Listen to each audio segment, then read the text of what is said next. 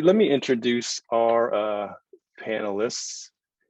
And today we're going to have with us, I'm going to do it in alphabetical order, Allison Leatherman, Lisa Lucas, and Antonio Perez. Allison is a licensed professional K through 12 school counselor in the suburbs of a suburb of Portland, Oregon. She has served her community for the past 15 years and has been the counseling department chair since 2014. She's also currently pursuing a PhD in counselor education and supervision at Oregon State University. This is her third year, like mine. Her interests include school counseling identity development, school counseling leadership, college and career readiness, belonging, and qualitative research. Lisa Lucas is also a licensed professional K through 12 school counselor in Seattle, Washington. Currently, she's on assignment at the district level school counseling department. She serves on the Washington School Counseling Association Ethics Committee and Professional School Counselors of Color Committee, where she has past co-chaired. And Ms. Lucas is passionate about school, family, community partnerships and is committed to equitable opportunities for students and families. She is currently pursuing a PhD in counselor education and supervision at Oregon State University, with an interest in school counselor leadership, university teaching, and qualitative research. She's also a third-year student. Ms. Lucas is a guest lecturer adjunct for faculty and trainer. Her work includes workshops for the WSCA, the ASCA, BSCA, and several other community-based programs. She was featured in Seattle Times article in collaboration with Seattle Pacific University. The title was "With Optimism and Hope, School Counselors Fill a Vital Role" on the Seattle Times. She resides in Seattle, Washington with her husband of 30 years, 4 adult children, and 3 grandchildren. And Mr. Antonio Perez is coming to us. He's a licensed professional K through 12 school counselor in Omaha, Nebraska, at the largest high school in the state, which has over 3,000 students. He's passionate about working with DACA undocumented youth athletics, coaching students in pursuing their future life endeavors, and equipping the next wave of school counselors with the tools necessary to become dynamite. In 2018, he was honored by the University of Nebraska-Kearney's Nebraska Cultural Unity Conference as Nebraska's Educator of the Year. I am going to open up this discussion by asking Lisa and Allison and Antonio to really talk about kind of their context real quick. And then whenever that is done, we're going to jump into, well, let me give a little bit of context of kind of the topic today before we jump into that. One of the things that why this has come up for me, and then in my conversations with Dr. Ng about kind of forming this leadership series, this particular topic, you know, I was a long-time school counselor for a while. And so school counseling has always been near and dear to my heart and will always be near and dear to my heart. That's my focus when I'm in my counselor education role. But one of the things that we've noticed, just talking with Dr. Ng, but myself, is that there's just a lot of negativity and a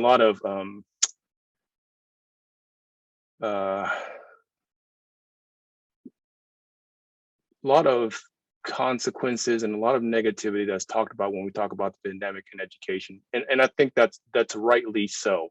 There are going to be a lot of consequences that are coming out from the quarantine and from everyone being in their homes and reentry and not being able to go to school and lack of internet access and marginalized populations for the gap between education for them and people who are more privileged. All that's going to be part of things that we're going to be dealing with for a long time.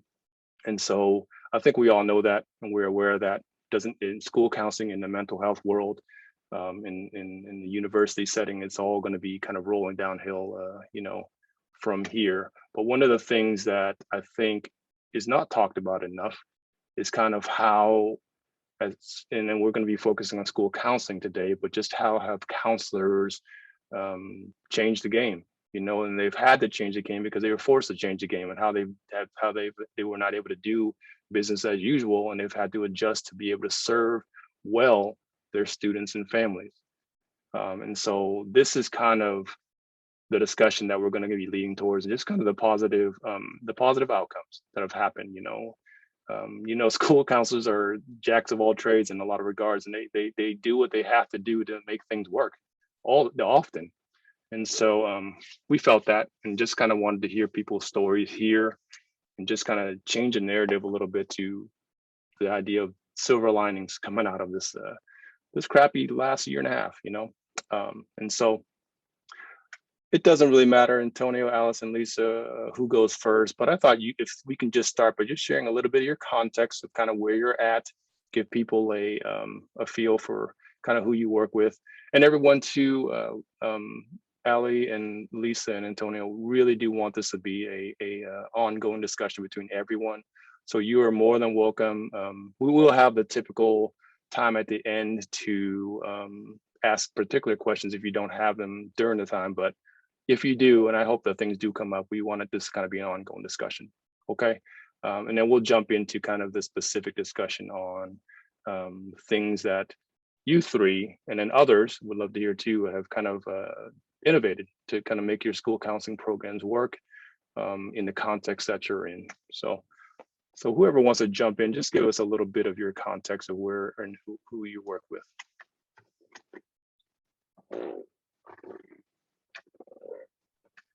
Well, I'd be happy to go first. So, so wonderful to see so many folks here this evening or afternoon, wherever you might be located. Again, I'm Allison Leatherman, and I am a high school counselor in a suburb of Portland, Oregon. My school community is about 1,300 students, and we have 4 school counselors and 1 college and career coordinator, but we all work very cohesively as a unit. And we do separate by alphabet. So we all work with students grades 9 through 12. And this is a community in my little intro that I have served for the past 15 years, but it's a growing community on the I-5 corridor. So when I started, we had 900 students, and now we have 1,300, which I mean, 400 kids, but that's a lot. And our largest underrepresented population that we serve are Latinx students, and we work with a lot of English language learners, undocumented students in our community. So look forward to our conversation.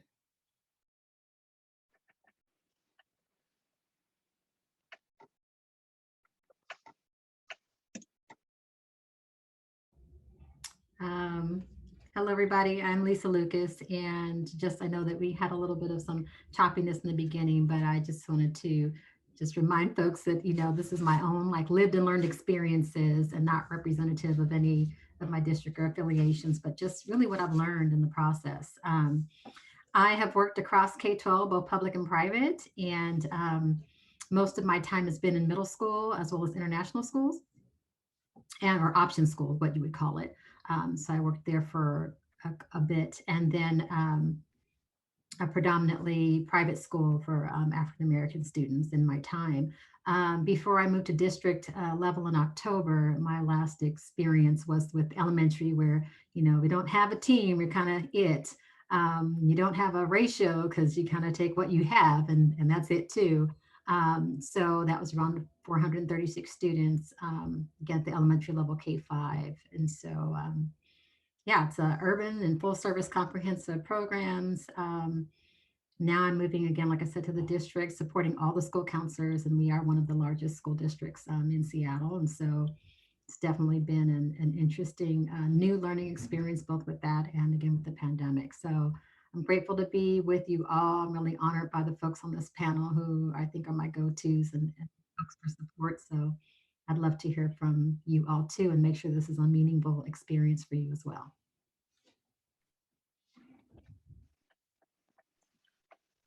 Hi, so my name again, Antonio Perez, Omaha South High School. I have been in counseling. I'm going on, maybe do some math here. I'm going on year 9 at Omaha South, so 12 years as counseling and 17 as an educator.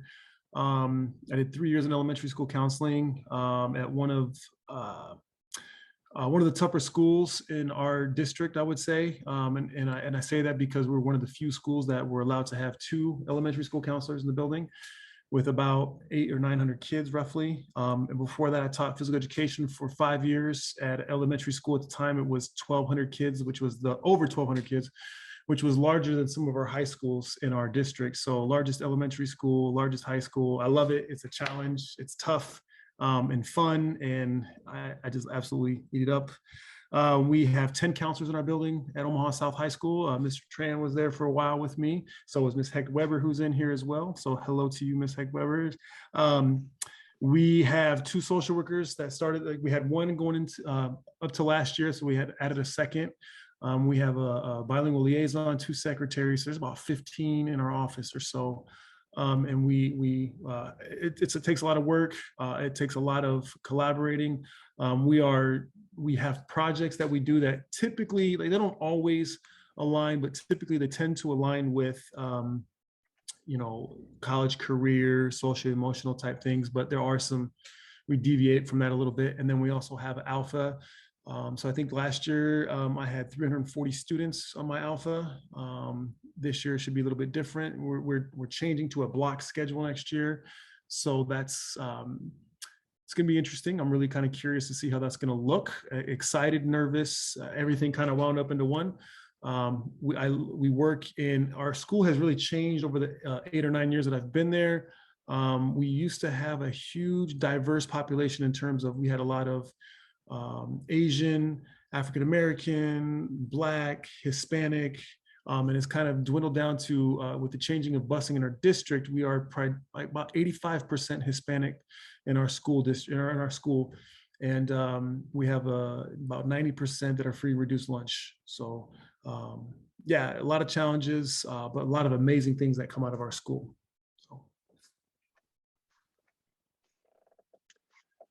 Thank you, Ali. Thank you, Lisa. Thank you, Antonio. I want to just go ahead and jump into our conversation, the topic of the night. So as we've talked, some of the 3 topics that have come up as Lisa and Ali and Antonio and I have been talking, 3 of the things that kind of come up, and this may be talked about at different times of tonight, but technology, team collaboration, and relationship/contact with students and families are some of the big things that we all deal with all the time, and they were kind of brought to a different light over the past year and a half. And so if we don't touch on the specific topic that I bring those 3 topics up because the last time we talked, those are the things that came up, but we could maybe go in a different direction, but I just wanted to make sure that I brought that up now. So other people who are in on this conversation might have particular questions about kind of how you 3 have dealt with these particular issues during this pandemic. But I wanted to open it up to all of you. You 3, Lisa, Ali, and Antonio, but then also to others as they want to join in the conversation of what are some things that as we've been thinking about that you have had to innovate, that you have had to change, that you've had to take leadership roles kind of over the last year and a half, maybe you yourself, maybe your school counseling department, maybe at the district level, Lisa, that you kind of can just share now and just kind of get this conversation started. Yeah, I think what's interesting, I mean, you said it, we're all going to say it, it's going to be our beginning, middle, and end is technology, right? And I just, I love to add humor into my conversation. So, but, it was a really serious thing in some ways, in the sense that there was a myriad, like school counselors had to lean in to just this large opportunities of technology, platforms, and tools to create creative outreach to, our students and families. And I don't know about anyone else, I'm fairly tech savvy, so that was helpful in some ways, but learning the difference between an emoji, a bitmoji, and a memoji. And I don't know if we're all kind of there, but creating these ways to connect with our families about that, right? So emoji, just the face, little happy face or smiley face, and then bitmojis were pictures of ourselves online so students could see kind of who we were, as if we were, we can't be in person. So here's what I look like in this kind of character way. And then, the memojis, which is, again, pictures of yourself like on the phone that look like you, so that we could have some sort of connection that we would normally have in the building when students see us, to kind of make this kind of virtual connection that, hey, we're here with you. We still want to, support you. And we're learning how we do this in a kind of a virtual world, for lack of a better word. But I think that the gift in that creative outreach was that we were able to then really communicate with families in ways where it fit their time, right? Or when they were available. It really kind of gave voice to different languages that were specific to what we needed, that I needed to know and learn. It gave us the ability to really communicate through text messaging, direct messaging, in ways that I think we're going to take with us in the fall, because those are ways that we can continue to reach families, like we never had before. But also really important that we had to create these sense of belonging and communication ways, and technology was the way for us to be able to do that. And again, it was such a huge learning curve. We did it fast, things were rolling out. And so I think, I'm grateful that we were able to lean into it, but it was definitely a rewarding challenge.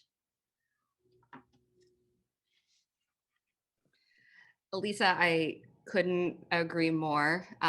Technology was definitely a growth point in the last 18 months, and something that we all had to lean into to best serve our students and families. And when we think about our topic tonight about what are the silver linings, is what are we going to take with us when school starts in the fall? Because it would be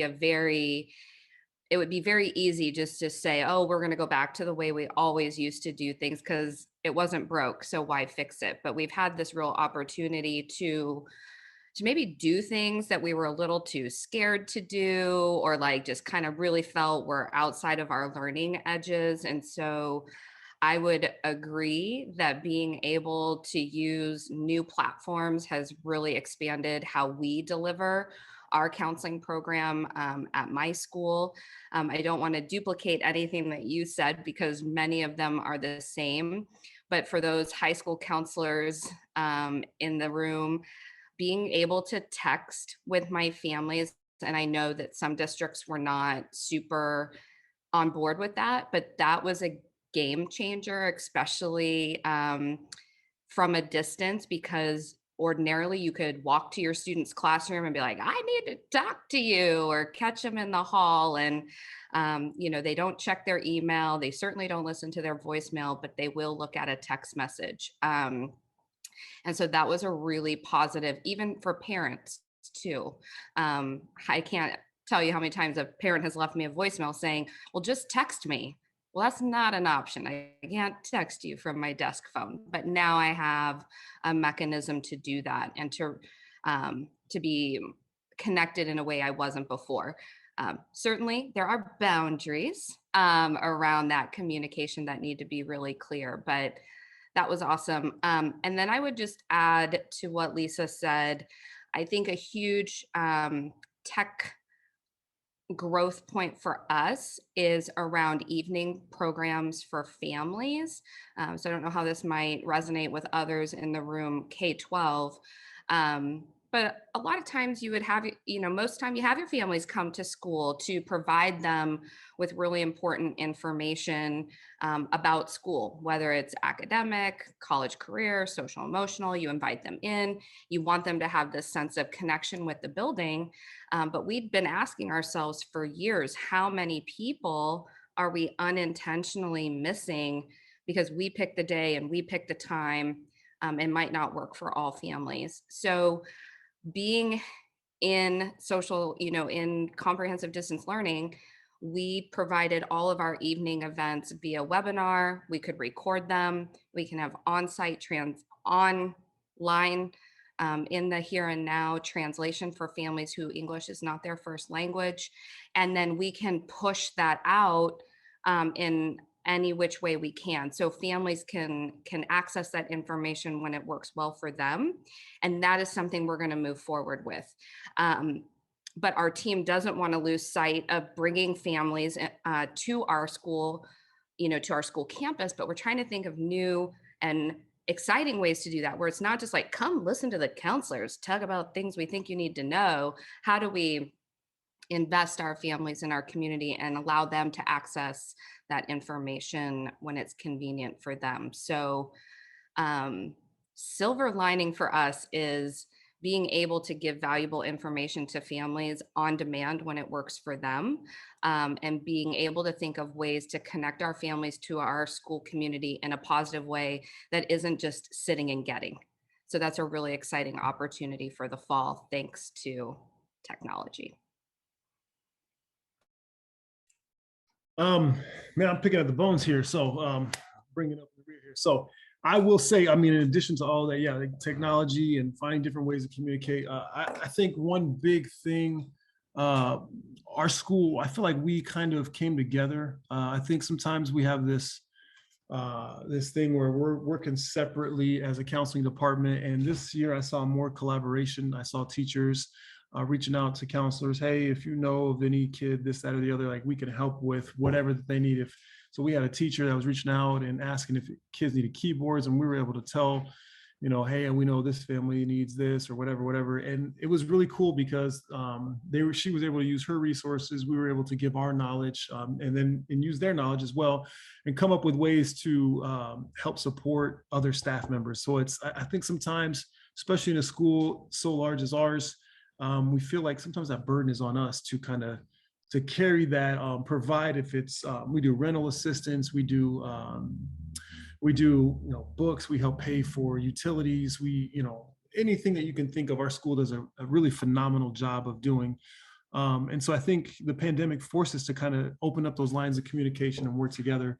I feel like our district too really stepped up, our school district stepped up, and they provided a parameter, kind of like a baseline thing for us to do in terms of sending out weekly emails to our different grade levels, kind of a check-in email. And those were a lot of fun.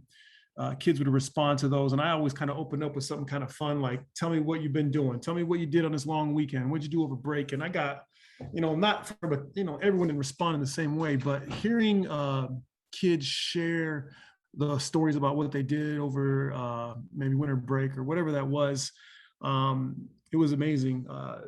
Being able to use Teams, the technology piece.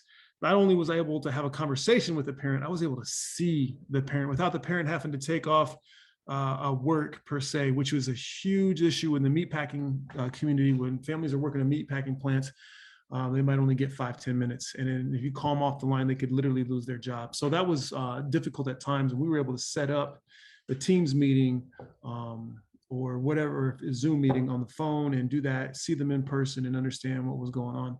So yeah, the technology piece, but also finding like the collaboration with other staff members and like really consciously thinking through, okay, we only have these kids in school this week for 2 days. How can I best target these 75 kids that I have to meet with in 2 days? How's that going to work? And how am I going to do that? It was challenging, but it was really fun when you were able to finally see these kids face to face and make it work. Really neat. Hope that answers your question.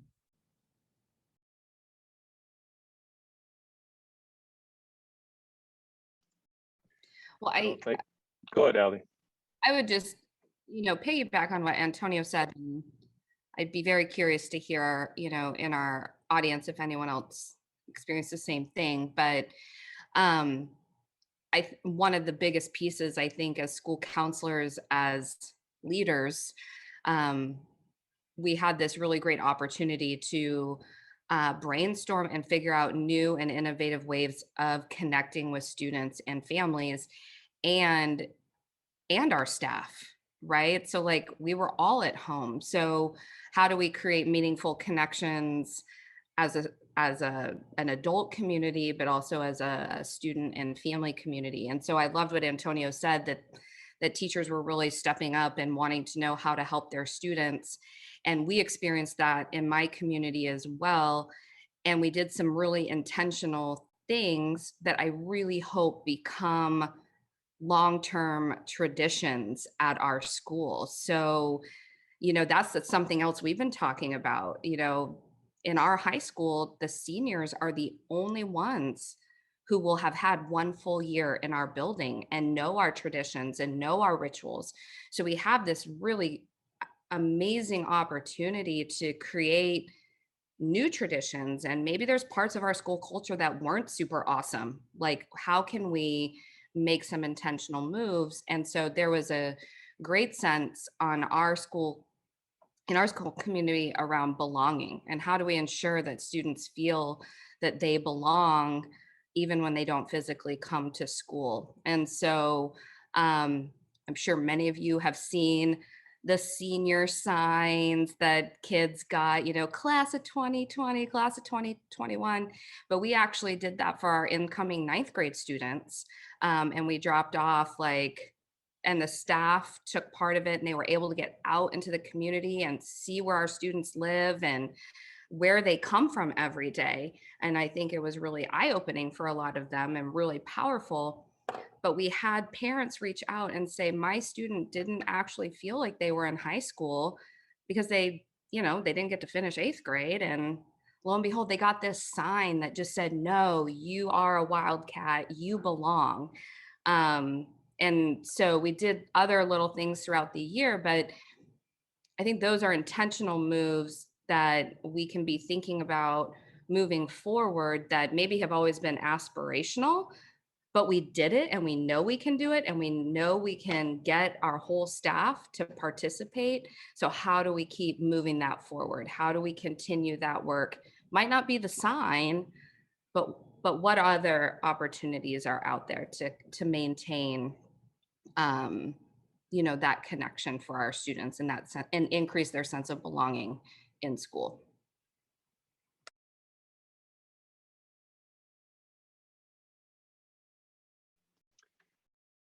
I just wanted to pause for a second. Does anyone have any questions or comments or want to add to the conversation?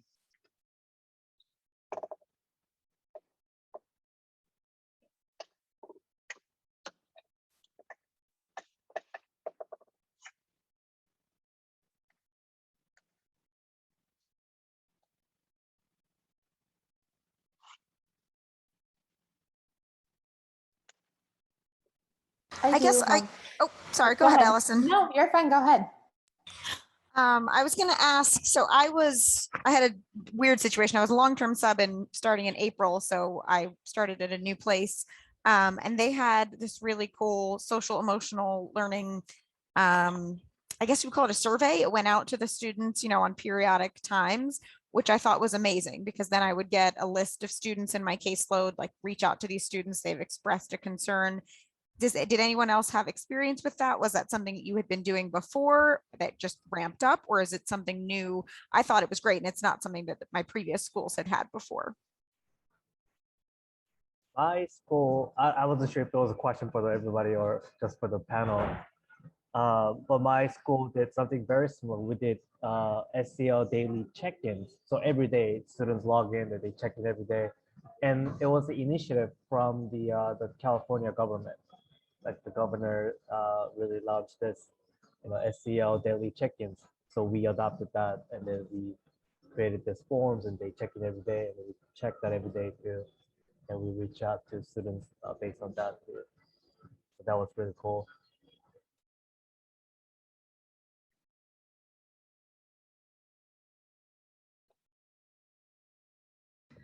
I think there was a wondering about SCL surveys. I can speak from my community. We did do, it's called Panorama. So if folks are familiar with that, but there are different ones out there. It was informative. I would say we looked pretty critically at our data, though, to really, because we weren't able to administer the survey in person, the students weren't able to ask questions.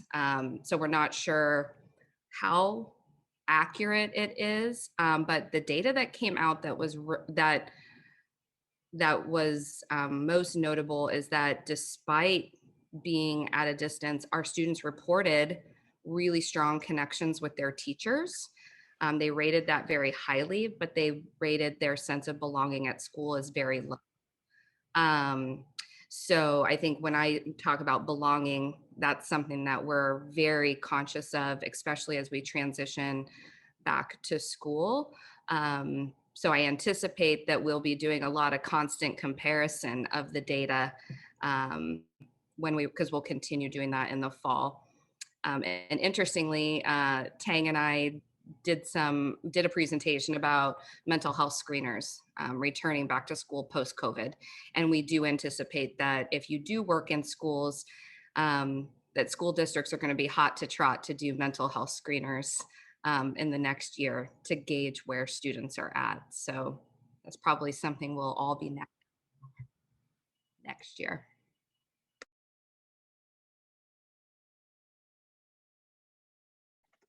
I know we didn't do anything. There wasn't anything, from any website or anything like that, but we did a couple things. We did send out different types of surveys throughout the year for different kids regarding different topics. There was a mental health one, I know, but one thing that we did that was really neat. I mean, we had connected to Microsoft Teams. We had a signature that had meet with me, click this link. And that really,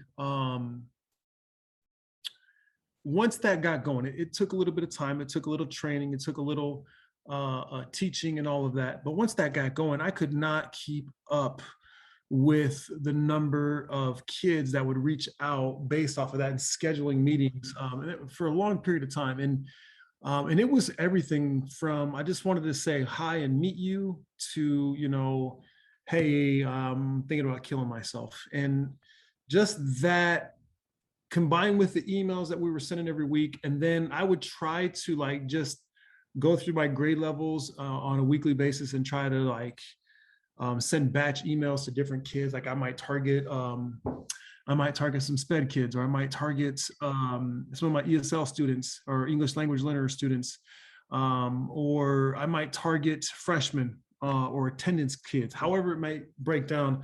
And the amount of responses and kids setting up meetings, I felt like they were just ready to have that conversation. Our attendance calls that we made for a long time were really a lot of our kids that were high risk, and we might have needed to do a home visit. So it may not have been a specific survey per se, but some of the techniques or some of the tools that we use to pursue kids, and we had several of them, was very, very beneficial, I found, to kind of get that feedback from these kids. Thank you.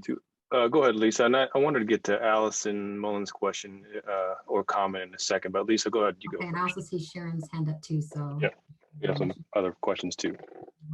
I think I would say again, just I'm a systems thinker in general, but our district there's lots of surveys, right? There's climate surveys and family surveys, and even at the elementary level, right? We look at a lot of check-ins around, we mail things home. We do what I would call a drop-in, which is really virtual, some co-teaching of lessons around SCL and those kinds of things, that we've done to connect with students and also with families.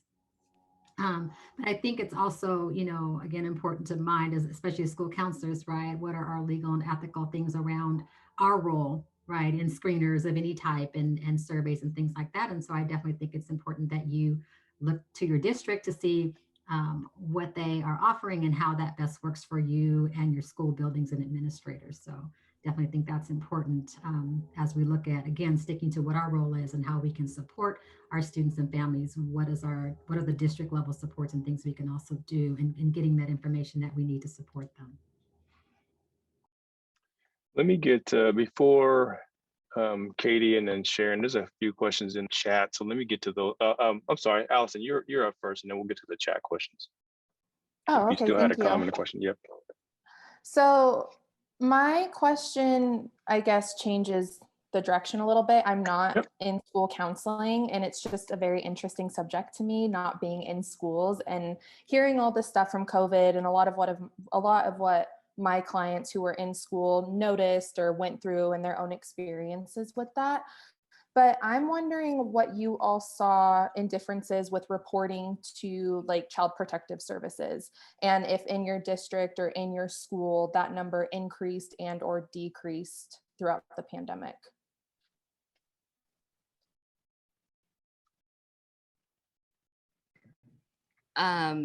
In the state of Oregon, child abuse reporting went down significantly, which is alarming that it went down. And that is something that we were, as a counseling team, I would say as a district counseling team, quite concerned about, because that data came out, and what we know to be true is how often it is school professionals who are kind of on the front lines of identifying students who might be in a unsafe situation. And so in terms of like checking in with students, I would say something that is going to be a silver lining of the pandemic that kind of relates to your question is the culture in my district was home visits were only for like the most extreme situations. But because we were all at a distance, home visits became one of our greatest tools for connecting with students, whether it was around getting them access to the technology that they needed, the attendance concerns, but also just like personal welfare. And so we worked collaboratively as district counselors on a plan so that we would be safe. But sometimes the school counselors, somebody is the student's known adult, you know? And so I do anticipate moving forward that because we all had the opportunity and the experience to do so many home visits, it won't be left to like, well, I guess we better do a home visit. I think we might think of it sooner and perhaps be able to identify student needs earlier. And I also noticed in the chat that somebody did ask about suicide risk assessment type question. And so we can, certainly people could talk about that, but kind of the same protocol. If we were concerned, we just went to the house for the most part.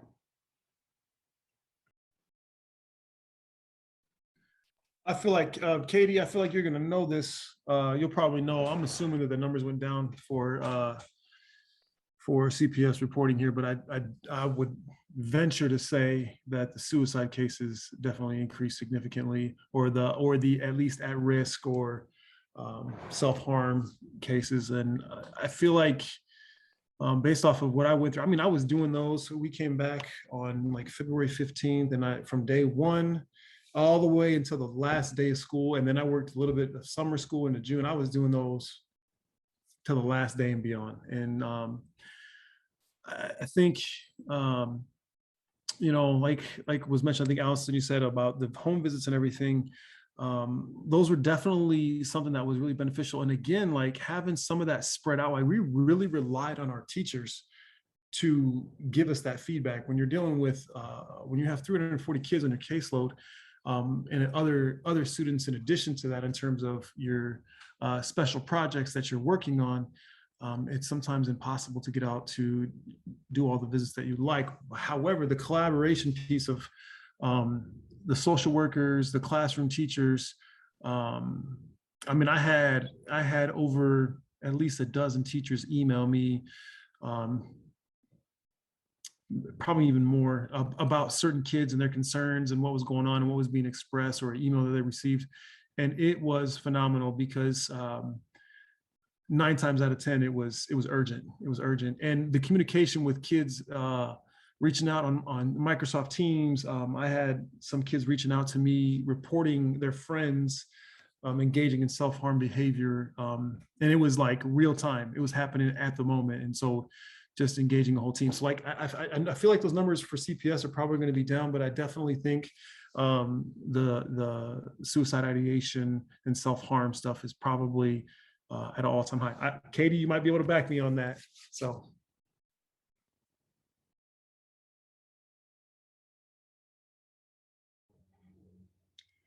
Thank you both for, it's just those are both important topics around CPS and suicide ideation and self-harm.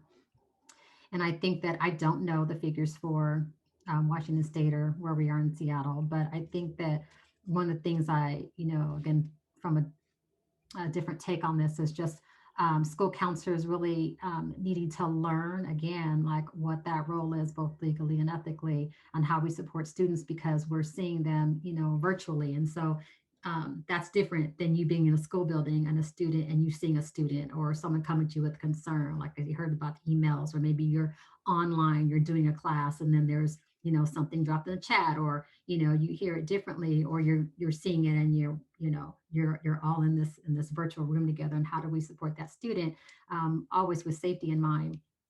And so I think that it was really important to have your team, right? You wouldn't do it in a building alone. You definitely wouldn't do that online alone. And so definitely our district has provided services at the district level, as well as our teams, whether that's your MTSS team, your care team, or whatever you want to call those, looping in your administrator, what are the guidelines for virtual learning on how you keep students safe. All of those things came out in, what we're able to provide in order to make sure that, that we could connect and reach students. The other thing around suicide, issues that came up, school counselors, again, just we don't, assess level of risk, but we definitely, reach out and connect with our students and families who are, when we have those concerns, making sure we're looping in again our administration and how we can best support our, keep our students safe, support them in the process. And so I think that, again, virtual learning was something that, it's things that we do every day in the school building, but when we're in virtual learning and we can't reach those students, there have been times when, you have to engage your, outside agencies. So I'm really grateful. And I think someone had popped in there that they used to work for CORES, and I forgot who that was, but you know who you are. But, we really don't want to negate the fact that our outside, our community partnerships, our outside agencies, our folks around in our neighborhoods and communities that really help support those, our mental health agencies, really the ability to talk about teamwork with our staff, as well as our, who we have in the building, but our outside agencies really partnering with us to really help support and do some training and education, even to our students and our families and ourselves, on how we can best do this in the virtual learning setting. And so that school family community partnership, that teamwork really was, I think, the gift in being able to help do the best we could to support our students.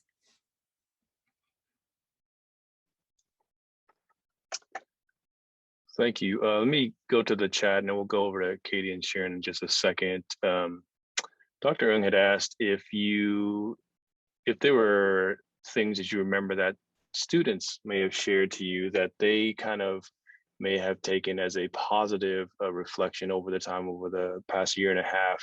We know that there are cases in mental health, suicide ideation, depression, anxiety, all that stuff's kind of gone up across the board in school and kind of with young people. But did you three experience, or whoever else can jump in as well, anything that students kind of came to you with, they thought that they got positively from this past year and a half through the quarantine? Oh man, yes. So we have a virtual school in our district. It's very, very small. Coming into COVID, it was very, very small, very, very hard to get into, and you had to have really good attendance to get into.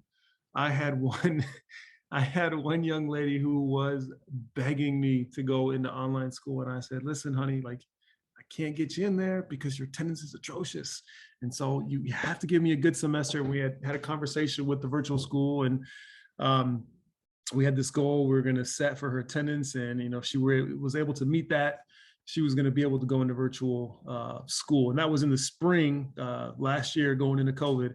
COVID hits, and like she went from all S to all A's, and she absolutely loved it. Then she came into this year, stayed online the entire year, and because of that, graduated. She just, I just don't want to be here.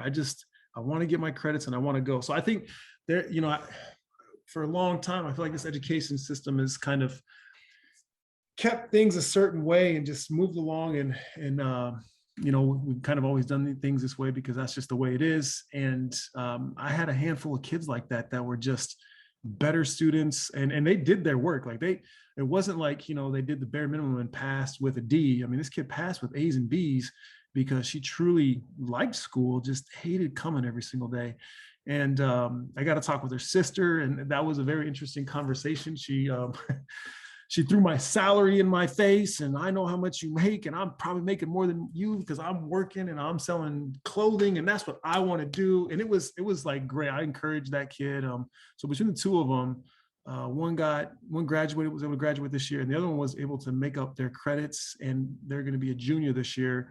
They don't want to come back in person. I think they're going to apply for the virtual school, but it was cool to see. I mean, that kid, we had a great conversation at the end of the year, and it was really amazing. I'm really thankful for that kid because it was a battle. So yeah. I think I would add to that silver lining just around the fact that this was a gift that worked for some students, you know, and having that opportunity to have something different instead of them having to go, you know, move to an online academy where, you know, it's new. So they have to get to learn that environment, but they already know who we are. They know, you know, our district, they know these pieces. And so, though we don't yet that I know of, I think they're working on it, possibly a virtual academy, you know, coming in the fall, but just to know that there's this group of kids, because it's all about the kids we can't reach or what works best for them. One, for them to know that, hey, this is different. This works for me. This is my skill. That takes you through, right? We talk about college and career readiness, like that teaches you how you learn and how you can best advocate for yourself, but then also knowing this works, you know, and I think that's a win for all of us when you have a student who recognizes this works for me and I can roll with that.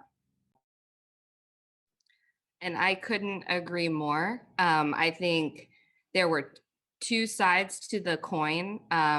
Like Antonio and Lisa said, there were students who it was like trying to fit a square peg in a round hole. And we were doing everything we could think of to make school accessible, and it just wasn't. And then we move into this distance learning model, and they are thriving. So again, moving forward, we're not going to go back to doing school the way we always did school. We are going to continue to provide students with flexible learning opportunities.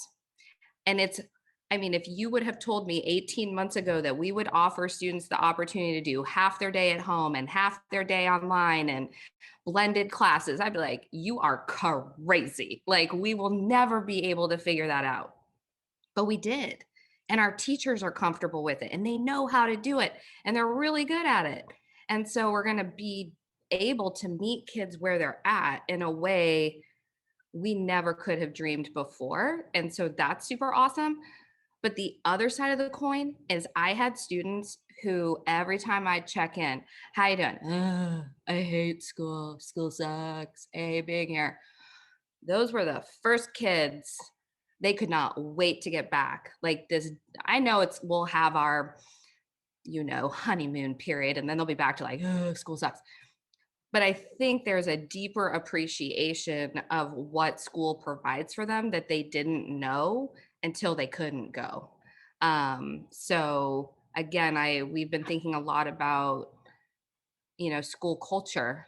But I think there's going to be some real opportunities to tap into leadership skills from our students who maybe, you know, didn't think they were a leader before, but like, how can we get more students involved and invested in creating the next version of our high school? So how many kids were like, I never thought I'd say this, but I really miss coming here. I didn't know how much I liked it till you told me I couldn't come. So silver lining, children realizing that their public education is pretty awesome.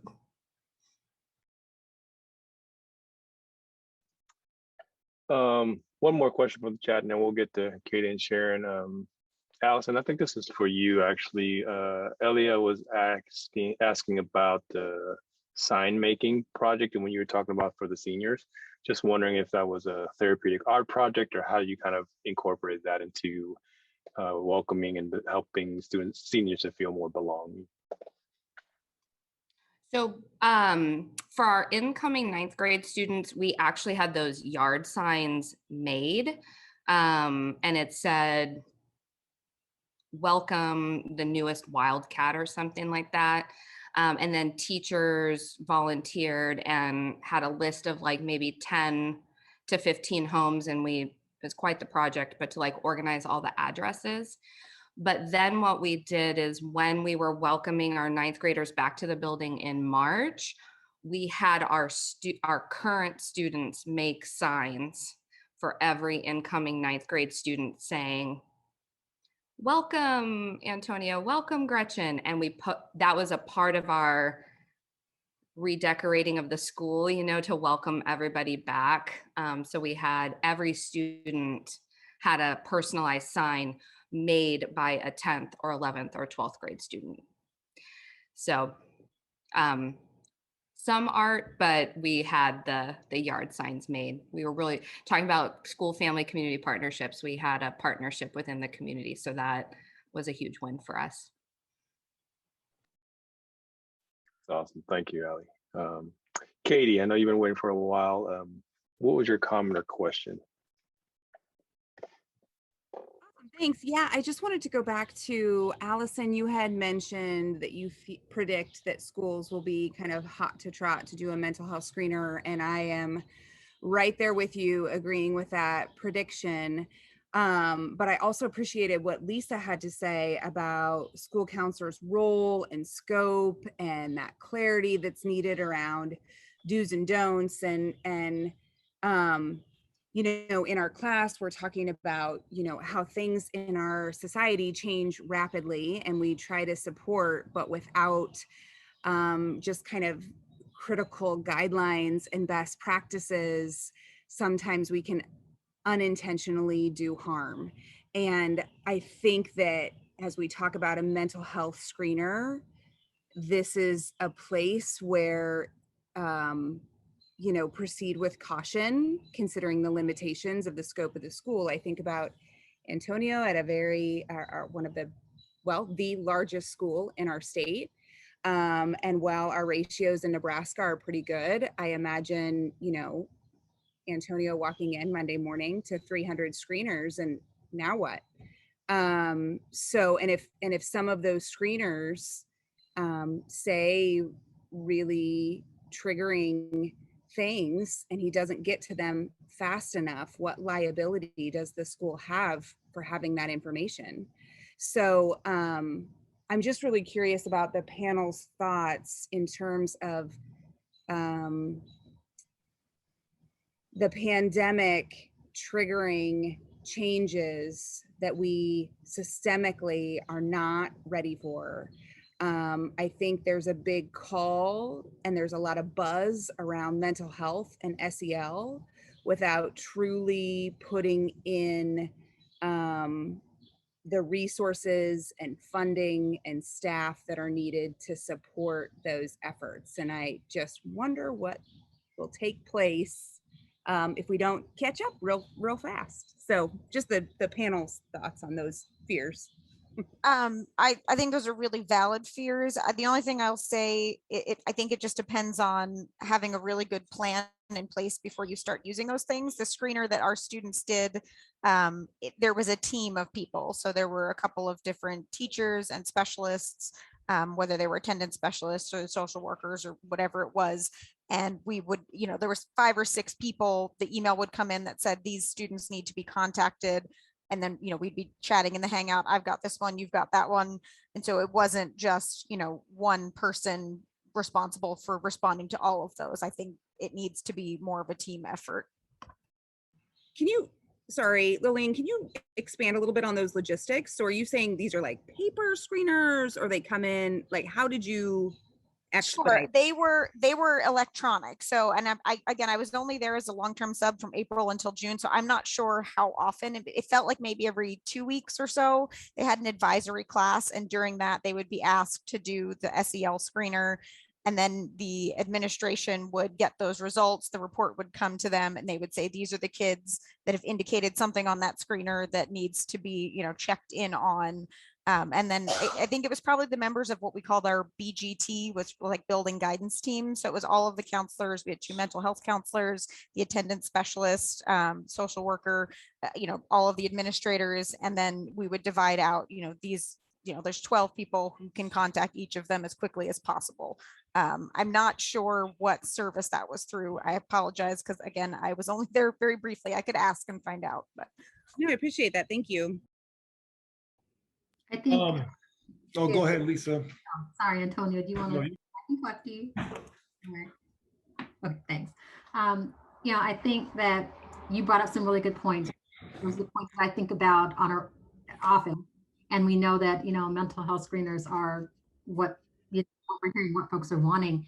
But I think it's important to remember that, you know, while that one plan works in one school, districts have different school buildings, different staffing. You know, you might be in elementary where there's just one person, you know, and maybe the nurse is 3 days a week. And then you have your secondary, right? Where you're at least guaranteed to have a second person, another school counselor. But is there a social worker, right? Do you have a teen health center there or not? So we're looking at like what is even available. And so I really appreciate the fact that what comes to my mind too is around capacity, bandwidth, who's responding to those calls.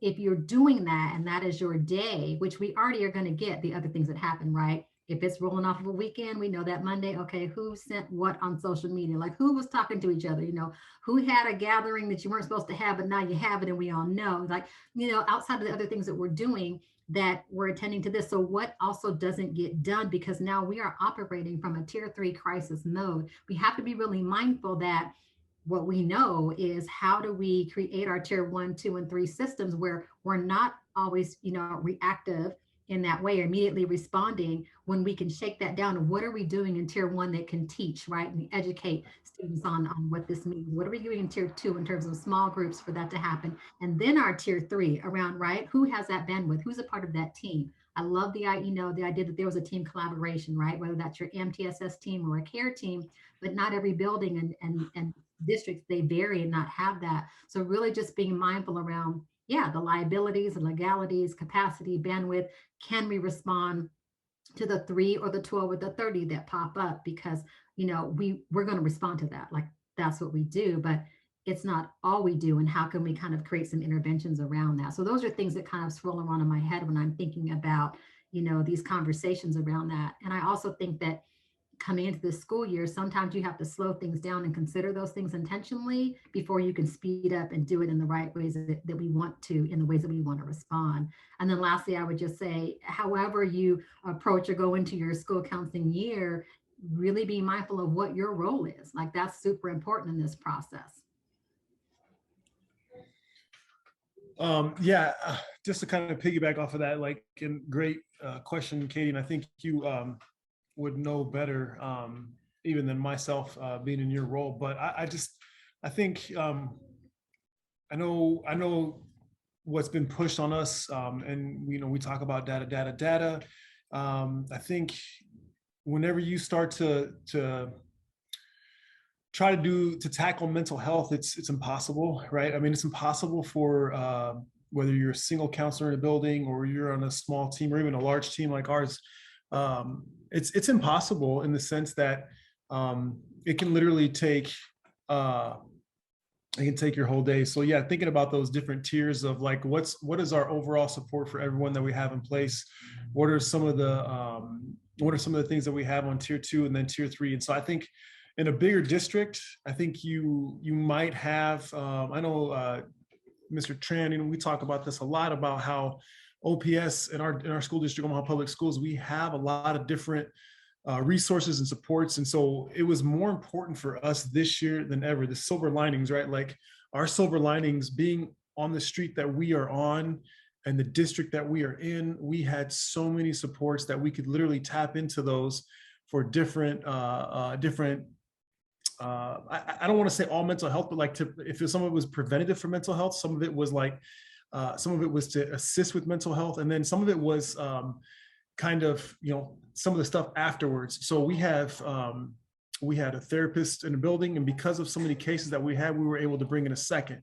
Because of so much high need that we had on the data that we collected in our building, we were able to have a second social worker. And because of, the community supports around us, we were able to refer out to, again, not necessarily mental health, but like kids that just felt disconnected and maybe they needed a place where they could be engaged a little bit more than we could do as counselors or as teachers. And so those community supports were so much more important this year than they ever have been before, in my opinion. And I know for myself, I referred left and right. They probably got tired of receiving my emails and my referral forms, but we did have a lot of kids that were able to, some buildings had a little bit more freedom. They were able to maybe meet in a building and do schoolwork online with a mask when they weren't allowed to come in our building, but it helped them to be able to at least be face to face with somebody and have that interaction while still socially distancing and all those kinds of things. So yeah, just those tiers and what we have in place systemically, what we do directly, and then small groups and that kind of thing, and along with the community was huge. But yeah, have to be very, very careful in trying to tackle all of that on our own, because it's impossible, and we're not trained for that. We're not therapists. So yeah, I was in a couple situations this year where I'm like, man, I'm in over my head and I need to get help. And that happened a handful of times. And I was thankful for 2 social workers in our building. And I think just that whole, we referred to it, Allison and Antonio and I, just really a proponent for school, family, community partnerships. Like, you need your community organizations, and they really have stepped up. And I don't know about you, but in the beginning of the pandemic, it seemed like all of our community and resources and everything we did, I mean, it's a pandemic, so we're trying to meet needs based on what we knew to do in our normal school buildings that we couldn't in this pandemic, right? Resources, we'd send one resource out to families and it would be full, as soon as it went out, because everybody's grasping for those, for those agencies and things like that. And so one of the things that I think, again, a silver lining that was a gift is that at some point something happened where they're able to expand and create these new agencies and partnerships. And I would get things like, oh, we've got a family center now built in the neighborhood. And that was incredible for us to be able to say, here's this one right in your neighborhood, walk down the street, here you go. And so I love that Seattle, we stalled for a minute, but then just kind of turned around and created this kind of loosening of some agency and family centers that didn't exist ever before. I would just chime in to Catherine. I think you might go by Katie. I appreciate so much what you said. Proceed with caution. And I would concur with what I've heard. But what also comes up for me is the role as a school counselor, as a leader and an advocate. And so Lisa, she says this all the time, but we need to be around the table when they're talking about mental health screeners and talking about teaming and talking about capacity. Because if we are not at the table, that's what's the school counselors will take care of that.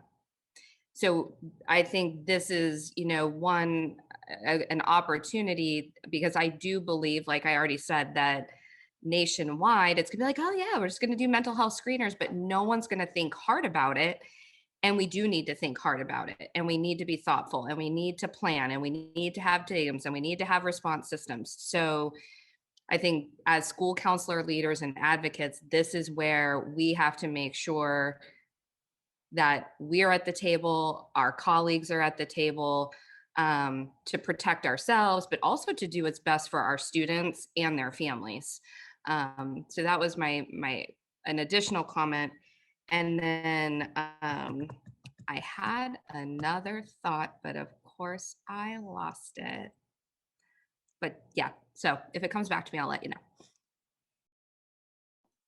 Okay, then I'm going to say one more thing, and I don't know if I promised to stop, but I got to throw this in there because I want to piggyback off of Allison. Knowing where to get those things. So if you again are right here, you want to look at the American School Counseling Association. You want to look at the position statement on mental health screeners. You want to look at the role of a school counselor, right? You want to look at your legal and ethical obligations and liabilities because that is also still supporting and keeping our students and families safe. And so it's really important when you are at the table that you understand what your role is, because we're supporters. We want to be supportive and helpful, and we want to make sure students are safe and cared for.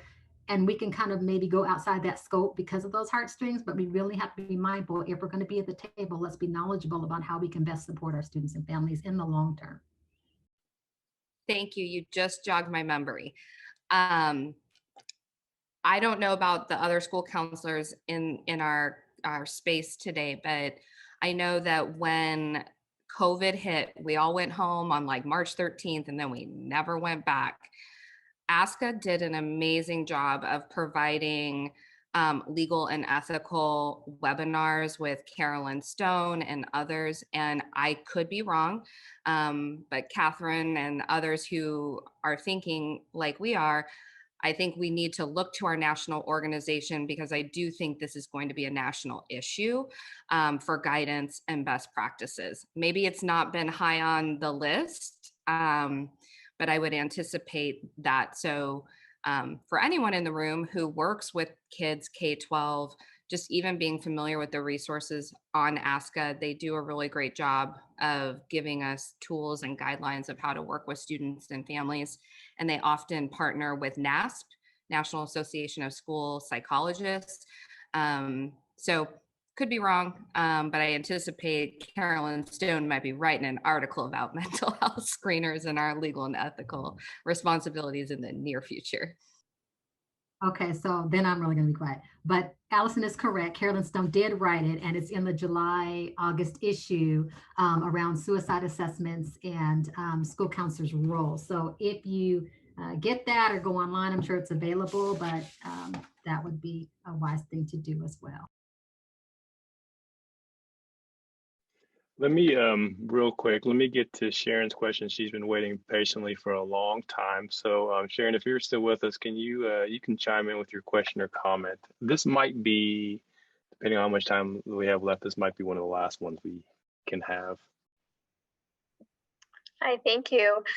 So my question has changed and altered as this conversation has gone along. So bear with me. So I am actually asking this question from a mental health therapist framework, right, to the panel as school counselors, is that I appreciate this dialogue of, you know, the group of students who are really eager to come back because this pandemic situation was very challenging for them. And then there's the group of students who really flourished in this, right, and they're coming back. But I have a lot of youth that I work with in the K-12 area that they do want to come to school, but they've also felt safe for a while at home due to past trauma, whether there's triggers at school or just the uncertainty of leaving home because they've experienced, you know, whatever it may be. And so I guess my question is, from a school counselor perspective, like what information or insight as a mental health therapist could I be bringing to the table to support and advocate for those students who fall into that cluster of that balance of other factors that make it so challenging to be back at school?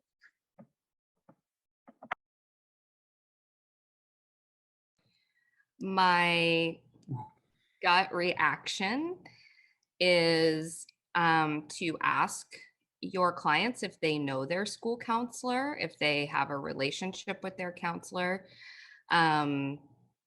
and could, you know, and with the parents to set up a conversation about their needs. I know it's very common in my practice to partner with mental health counselors. If there's a release of information, we can all come together to talk about the student's needs, and depending on what they are, sometimes it's an informal plan, sometimes it's a formal plan where we can all collaborate to meet the student where they're at. But a lot of times it might be that the family doesn't know who they can go to for help. So that's my gut reaction, is to find out if there is an established relationship with the school counselor, and if there's not, how to partner with the school counselor, and could you, as the mental health counselor who they maybe have a more established relationship, could we all come together on Zoom? That's another silver lining. Maybe we could have you join us in a conference room on Zoom to talk about your students' needs and how we can best support them as we transition back to school. I think that's really great. And I think that's definitely like much needed. You know, always coming up with a plan is always great, and connecting to the school counselor. And then from there, we can connect with teachers and even sometimes peer mentors or whatever. I think now more than ever, though, especially on top of that, just reinforcing with kids that, hey, you know, like for the first time, I think we can all say that we're literally all in that same boat. Like there's reservations about going back to in person. And, you know, if we have families, we have children, we have elderly parents or grandparents or what have you, and we still have this stigma about, you know, contracting this virus and then taking that to loved ones and whatever the case may be for everybody. But I think now more than ever, we can say that we are literally all in the same boat. And just kind of like normalizing a little bit of that worry, but then like kind of maybe peeling back some of those layers. And so like kind of some of like the miracle questions about, or the I wonder statements with our techniques and counseling. That's where our gifts can really come in, right? Like we can use our school counseling of like, tell me about a time when you were nervous during this pandemic, where that has where you were nervous about entering a situation with people, and then you did it and it went okay. And what did you do? What did it look like? And how were you successful coming out of that? You can start to pull back some of those layers and kind of, you know, apply that to the school setting, you know, and it's like, okay, well, that's great. You know, we have rules here that kind of keep things in play. You can only go down one side of the hallway. It's mask required, or whatever the case may be. For some of these kids, and kind of, I think, encouraging them to like, okay, so what are the rules coming back? Do you know the rules? Do you know what procedures are in place for you guys coming back? So kind of coming back to that plan piece, but connecting them with counselors, and then us being, you know, along with the therapist or whatever that looks like, can be really, really helpful for kids. But again, just we're in this together type thing, and we're all kind of dealing with this on some level, and how can we make it work? So I hope that fits, but I think that's good for kids. Like, oh yeah, you know, it's impacted you as well, you know, and I think it's helpful for them.